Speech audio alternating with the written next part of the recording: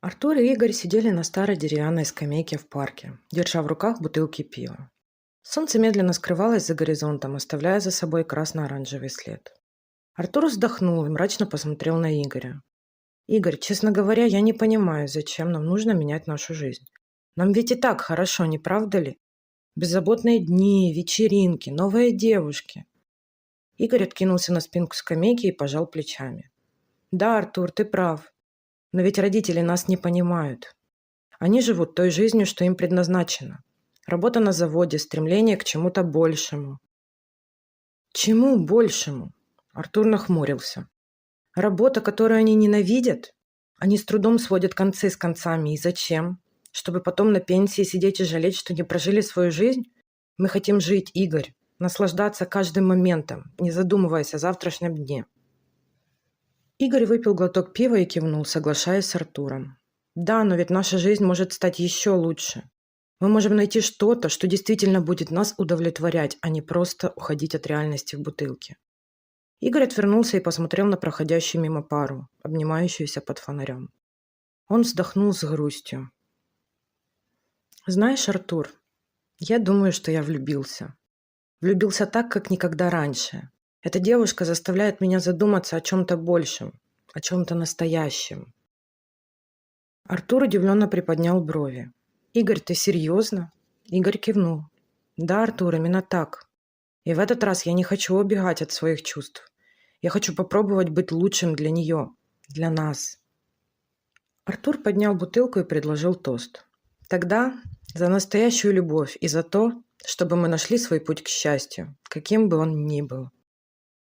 Игорь улыбнулся и с удовольствием поднял бутылку на тост. Артур сидел на скамейке в парке, улыбаясь своему другу Игорю, который был на 7-м небе от счастья.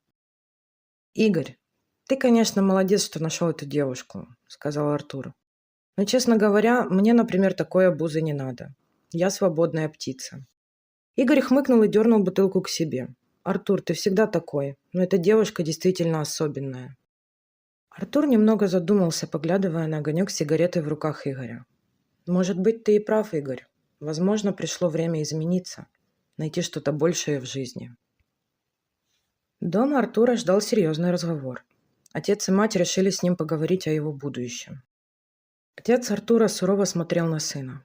«Артур, ты ведешь себя как подросток, тебе уже 25 лет. Пора бы взять себя в руки и начать думать о будущем.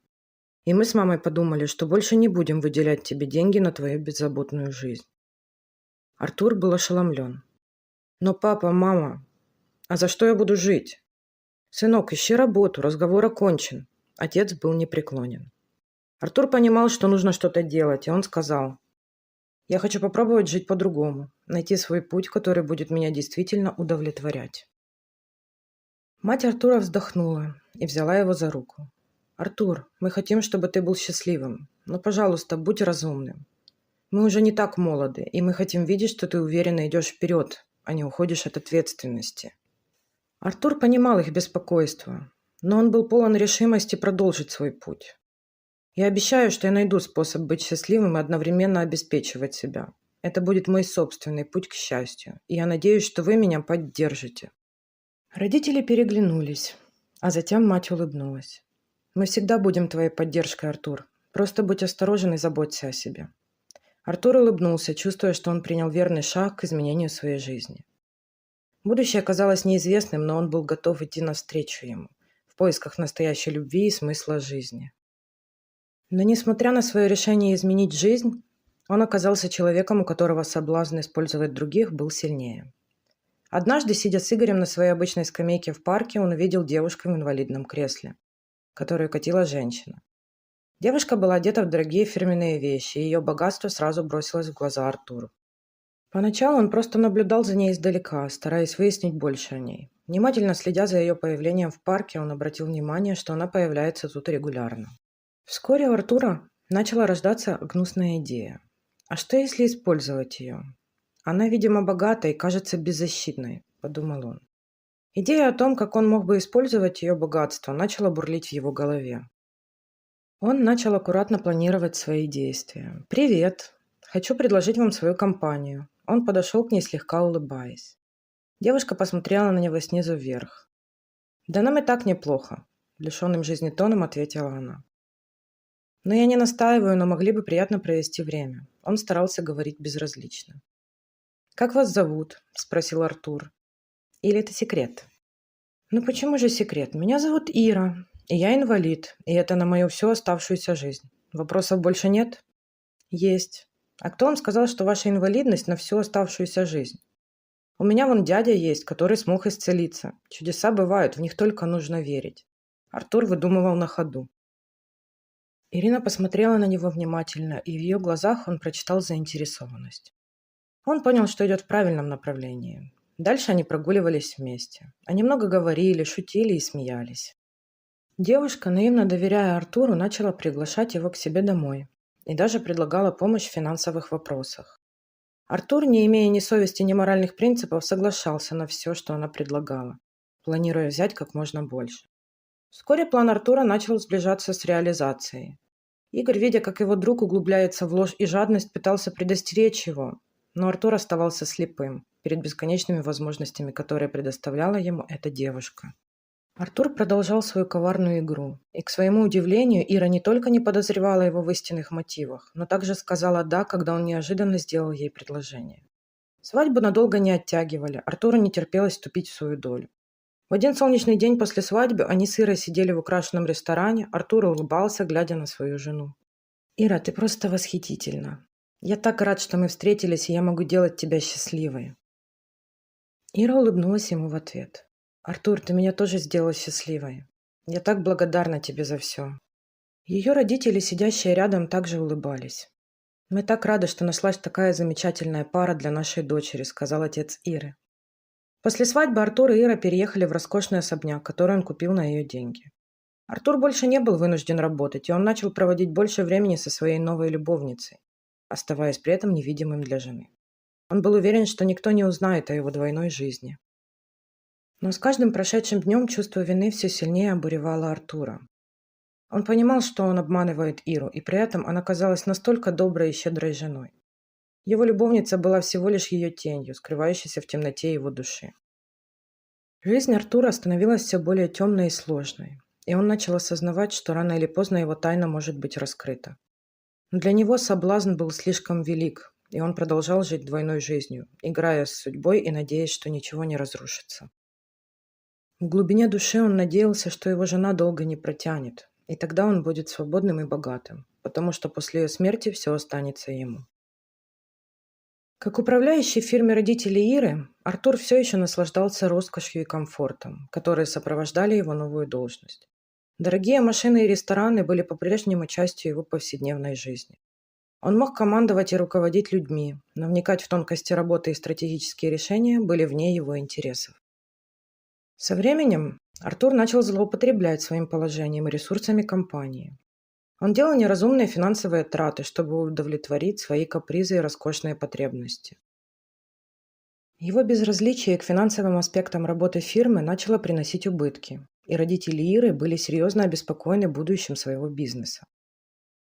Ира, узнав о негодовании и переживаниях своих родителей, пыталась поговорить с Артуром и повлиять на него.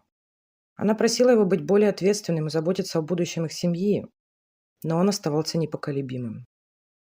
Ситуация становилась все более напряженной, и родители Иры начали искать альтернативные пути управления своей фирмой, чтобы спасти ее от разорения.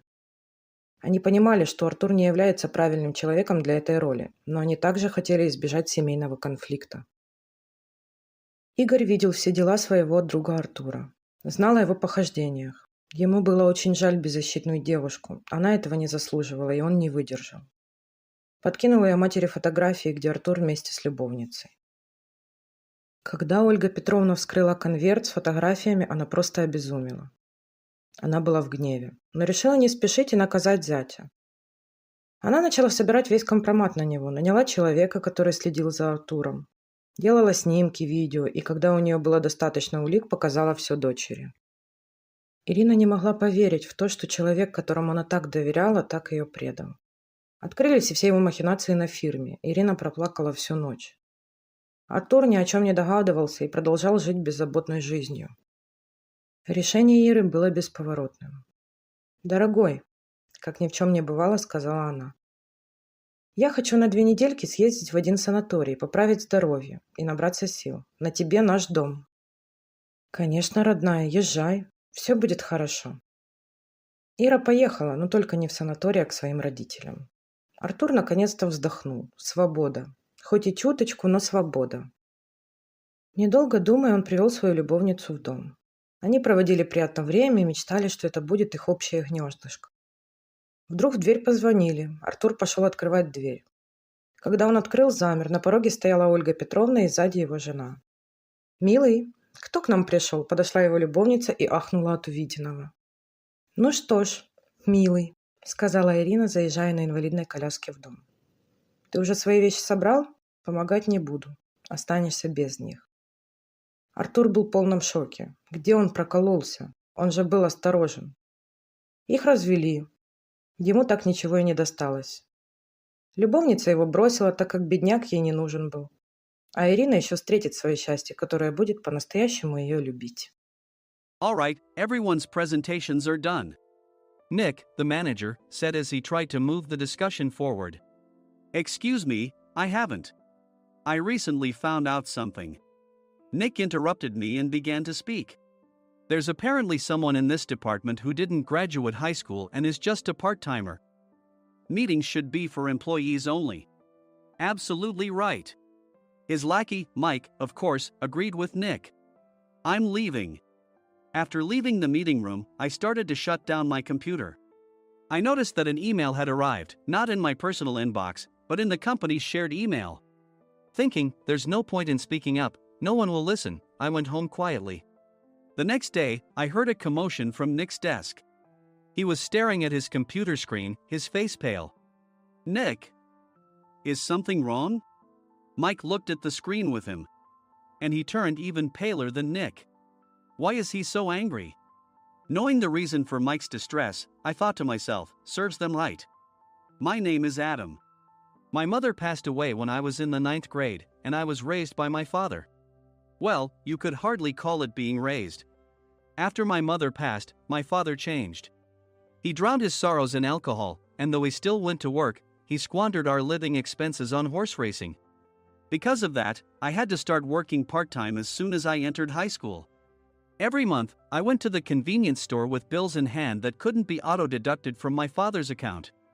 Even though I endured it because I didn't want to be alone, I reached my limit in my 2nd year of high school and dropped out. I found a live-in job at a distant inn. Thank you for everything.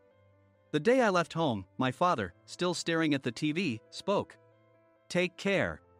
That was our last conversation. Back then, 18 wasn't the age of majority, so I needed my father's permission to work, and I couldn't hide my place of employment. Yet, my father never visited me even once. I kept working just to survive, and before I knew it, I was 42. Years of hard work paid off, and I was transferred to the headquarters. I was thrilled to be recognized by the company, as I thought I'd be working in the field until retirement due to my lack of formal education. Listen up. Our work can change the future of our employees. Don't drag us down. On my first day after the transfer, Nick, dressed in an expensive suit, spoke sternly. There was a reason for this. Our inn was located in a prominent tourist destination, known so well that everyone in the state could sing its commercial jingle. At its peak, we had 5 locations within the state. But that was long ago. Due to financial difficulties and aging facilities, only the place where I had worked for many years and the original establishment remained. I was prepared to lose my job anytime, but now there was a glimmer of hope. With the rise of social media, the tourist area where the inn was located started gaining attention again.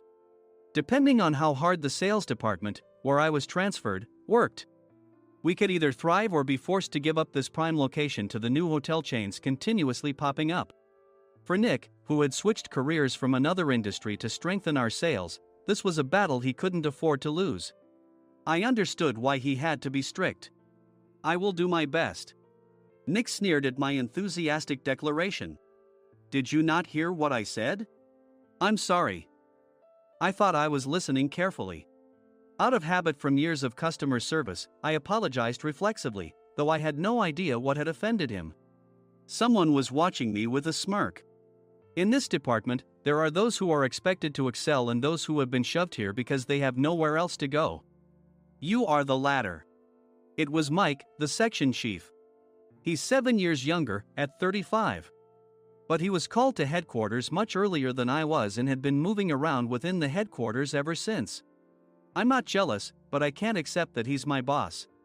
Graduating from a prestigious university, he has an unusually high pride and caused many problems as a newbie, making things very difficult for me when I was the front desk leader. When I found out Mike was transferred to the sales department a month before me, I was disheartened. Mike is right. With just a middle school diploma, there's not much you can do. Don't even think about achieving results. As if I didn't exist, Nick remarked, I'm thirsty. Mike eagerly ran to the coffee maker. It seems Mike is Nick's lackey. I regretted being happy about my transfer to headquarters, wishing I had stayed on site forever. Send a direct mail to every company on this list by the end of the day. Nick only assigned me tasks that even a new graduate could handle. What? There are over 1,000 companies. You want me to send to all of them by today? Yes, if you and your fellow misfits split the work, even those with nowhere else to go should finish by today. I glanced at the employees typing away expressionlessly. They were worn out from customer service, only thinking about leaving on time, or were women reassigned after having children, with zero motivation for work. Even Sam, a new graduate from the same university as Mike, who was supposed to be among the expected achievers, had no enthusiasm for the job, having joined the company wanting to do customer service. I don't care what they say, I plan to quit anytime, he said. Only Nick and Mike were highly motivated, making all the decisions between the two of them. I originally only wanted to work at the inn to survive and had no particular attachment to this job. I swallowed my words, thinking I had no right to reprimand them. About a month after the transfer, Nick told us with a frustrated look. To commemorate the 50th anniversary, we've decided to create a plan exclusive for one group per day. Originally, Mike and I were supposed to come up with it, but our president, Mr. Thompson, insists on hearing everyone's opinions. So, you all get a chance. As Nick explained, Mike began handing out prints. Make sure not to embarrass Nick. If your ideas are half-baked, you'll have to redo them. It seemed that they had printed his handwritten notes by Mr. Thompson, which included several questions and a section for free responses. It made sense why Nick had to seek our input, given that all responses had to be submitted to Mr. Thompson. We were given a week to think about it, and a meeting was scheduled to compile our ideas. My plan is to let guests enjoy both the old and modern America. Nick began the presentations. Guests would watch a master confectioner at a nearby traditional sweet shop make sweets in front of them. The welcome drink would be premium tea in a bottle. Nick's plan was certainly attractive. After his presentation, Nick called on us to present in the order we were seated. Just as I stood up for my turn. All right, everyone's presentations are done. Excuse me, I haven't. I recently found out something. Nick interrupted me. There's someone in this department who didn't graduate high school and is just a part-timer. He was likely talking about me.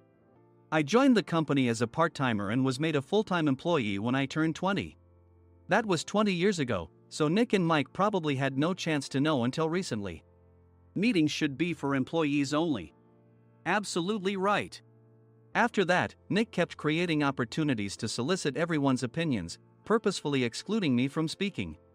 The meeting unexpectedly heated up and went past the scheduled end time. A few people asked to leave, and the discussion continued with the remaining few. Still here?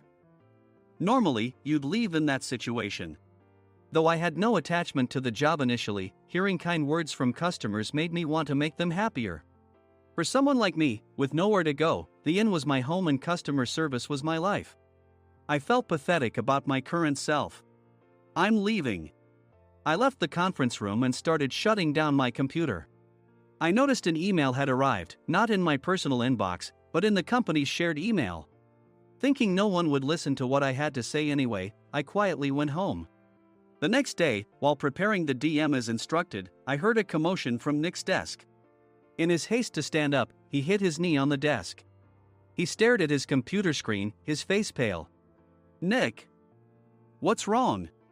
Mike, thinking he should be the first to rush over, approached Nick while still wearing his coat. He peered at the screen with Nick. And he turned even paler than Nick. Why is he so angry? Who is responsible for this company? Nick, more irritated than ever, asked, and Mike answered without checking. Probably Sam. Sam wasn't there because he was attending a morning training session for new hires.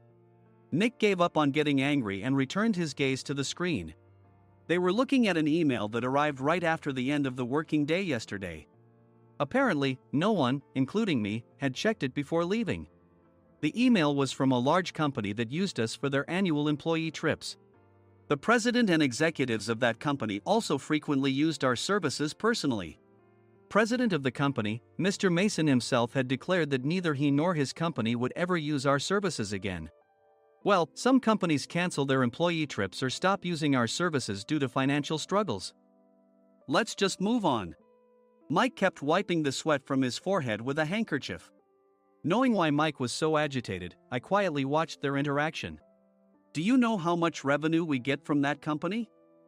We can find other guests to fill the rooms, but we'll lose the banquet costs, gift shop revenue, rental car fees, and more. Moreover, the gifts were supposed to be prepared by the traditional confectionery shop involved in Nick's proposed plan. If it's known that we incurred such a huge loss at this critical time, Nick's position in the company would be jeopardized. Nick took a deep breath, seemingly trying to calm himself. All right, Mike. Go to New York right now and apologize to Mr. Mason. What? You're coming with me, right? I have urgent work to do. I trust you, which is why I'm entrusting this to you. Please. Mike, believing Nick's sincerity, agreed with a determined look on his face, saying, yes. That's Nick for you. Even if Mike went to apologize, Nick would shift all the blame onto him if the client didn't change their mind. Well, it was Mike's fault to begin with, so it served him right. About 3 hours later, Sam answered a call from somewhere and repeatedly apologized, saying, I'm very sorry. Everyone watched to see what was happening. After ending the call, he informed Nick with a weary tone. When Mike arrived at the client's company, he only made things worse, further infuriating Mr. Mason. He was demanding, get his boss here immediately. It was no wonder Sam was exhausted, dealing with such a call right after returning from training. What is that idiot doing? All right, Adam, you're coming with me. If sacrificing Mike didn't work, then I must be next. Normally, I'd want to refuse at all costs, but I saw an opportunity in this situation. If I can be of assistance, I'd be happy to join you. I immediately followed Nick, and we flew to New York. When we introduced ourselves at the reception, it became clear how serious the situation was, as the receptionist personally escorted us to the president's office. Angry voices leaked through the door, making both Nick and me uneasy. Excuse me. I'm Nick, the supervisor. I understand my subordinate has caused you trouble, and I deeply apologize. Nick, with his experience in the corporate world, knew enough to offer an apology before excuses. However, his customer service skills left much to be desired. I sighed as I saw Mike trembling like a small dog in the corner of the room. What kind of training are you giving your subordinates? Mr. Mason glared at Nick with a red face. The intensity of his gaze made even Nick take a step back. Regrettably, I joined this company only 2 years ago and was unaware of Mike's issues. I should have identified his shortcomings sooner. Indeed. I should have realized sooner. No sensible person would come to apologize and then give a lengthy presentation on the drawbacks of not using their in. Nick froze, his mouth slightly open. Suspecting the worst, I picked up the documents that had fallen to the floor. It seemed Mike hastily prepared these documents on the plane, listing the disadvantages. Disadvantage 1: if you change the venue for the company trip, employees might suspect it's for cost-cutting reasons, leading to a negative impression. Reading it aloud half-jokingly, Nick snatched the papers from my hand and checked the contents with a furious expression.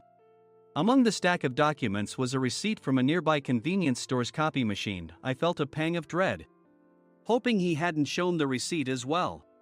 What do you think he said when I asked what kind of nerve he had to do this? I'm very sorry. Faced with the dire situation, Nick must have thought there was nothing left to do but apologize. In a voice smaller than I'd ever heard from him, he uttered words of apology. He said, "I'm a Harvard graduate. I don't believe I said anything wrong." "Mike! What have you done?" Forgetting his plan to pin the blame on Mike, Nick yelled loudly, even in front of Mr. Mason. "I didn't do anything wrong." "You're still saying that? Look at him." Mike pointed at me with a shaking hand. "I was assigned to headquarters in my 20s and now I'm a section chief. This guy only made it to headquarters at 42. Everything I've done proves I was right. So why are we losing the contract?" Having said his piece, Mike collapsed to the floor. "Of course. You were sent there because you had nowhere else to go." Mike never expected to hear such words from someone he looked down upon. He lunged at me, and Nick hurriedly stepped in to stop him. "Mr. Thompson told me Mike is a quick thinker, and to take good care of him." There's no way he was pushed aside. "Don't make things worse here. He didn't say quick thinker, he said only quick-witted, didn't he?" I don't remember that part." I recalled the many troubles Mike caused when he was a newbie. When Mike was on the front line, his pride was so high that he never apologized to customers. Customer service, especially in our job, doesn't work alone. It brings both good and bad situations. If the front staff or housekeepers made mistakes, or the cleaning company didn't properly clean a room, one had to apologize to the customers regardless of personal fault. Mike, in such situations, would never apologize, insisting he wasn't at fault. This often angered customers, and as the front desk leader, I frequently had to apologize on his behalf. He caused complaints and disrupted operations, which is why he was quickly moved to headquarters. In departments where he didn't interact directly with customers, his quick thinking was beneficial and things went well. But it seemed his flaws were starting to show. Corporate reservations are supposed to be entered into the system by the sales representative. But a quick check yesterday revealed that more than 10 items were missing from the client's reservation. The handover document clearly stated what needed to be prepared. Why didn't you enter it into the system? Why do we have to give them special treatment? Filling rooms near the banquet hall, setting up all the food in advance.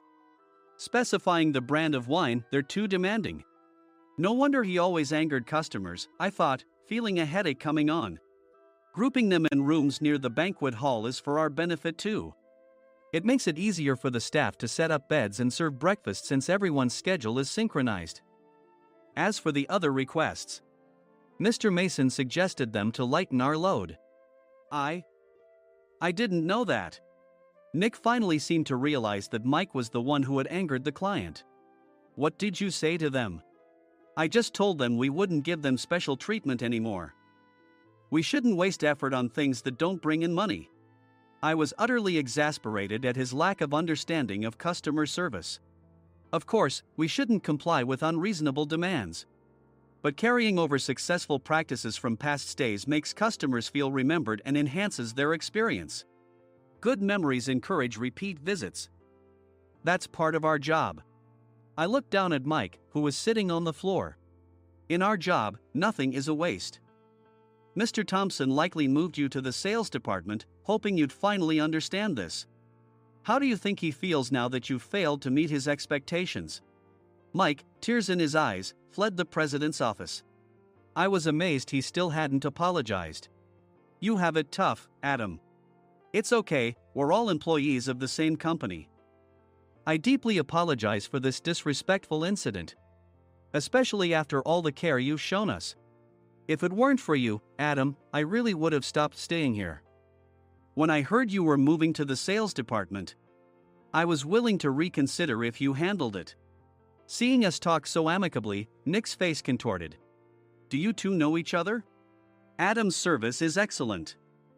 I always requested him specifically. Normally, we don't accept specific staff requests, but we made an exception for Mr. Mason, adjusting my shifts accordingly. He had personally stayed at our hotel just before my transfer, and during casual conversation, I mentioned, I'm moving to the sales department soon. If I hadn't told him then, things could have been much worse. Please continue to take care of us. I look forward to it. On the return flight, Nick awkwardly offered me a can of beer. It's still working hours. Of course, I had no intention of forgiving him for a single beer. Nick might try to pin everything on Mike and avoid any consequences. While pondering this, a startling fact came to light. Nick, the tea bottles for the plan have arrived. I handed Nick a bottle labeled with our inn's name. They look good. What are you talking about? These are plastic bottles. I had assumed we would use the trendy, high-end bottling tea. But what arrived were ordinary plastic bottles of tea with customized labels. The only unique aspect was the label, which had the inn's name, making it look customized. Upon further investigation, I discovered that a substantial amount of money was set to be paid to the tea company. It was priced like bottling tea. Does this plastic bottle really cost $100 each? The tea inside is specially blended for us. The extra cost is for that. Wouldn't it be better to use another tea company? Or is there a specific reason we must use this one? As Nick continued to make excuses, I showed him a printed email. I informed the tea company's president, Mr. Mitchell, that we discovered irregular payments and he confessed. He said you two were high school classmates and planned to split the extra money. That idiot.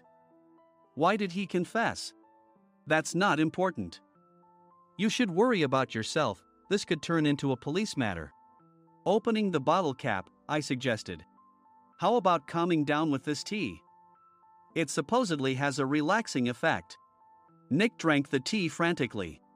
In the following days, decisions were made about their fates. Mike was reassigned to the General Affairs Department, with no chance of transfer or promotion, as per Mr. Thompson's orders. As for Nick, since the payment to the tea company hadn't yet been made, he narrowly avoided legal trouble. Instead, he was encouraged to leave the company, and to avoid further complications, Nick submitted his resignation. Rumor has it that connections between HR departments have made it difficult for him to find new employment. Even though it was good to have those two gone, something unexpected happened in the sales department. Everyone became motivated and united in refining the 50th anniversary plan. In the end, my plan was adopted. We collaborated with the Tourist Information Center to provide personalized guides. The plan, tailored to the number of guests, was truly special for the 50th anniversary. Hey, is Adam's family coming to stay? I immediately booked that special plan for my family. Sam noticed it on the reservation list and quickly picked up on it. Yes, I'm inviting my father. That's great. I might invite my parents too. I lacked the courage to face my father just as Adam. But here, with the confidence Mr. Mason praised, I felt ready. The 50th anniversary plan was a perfect opportunity to reconnect with my father. I hoped to bring back the days when we could laugh together as we once did.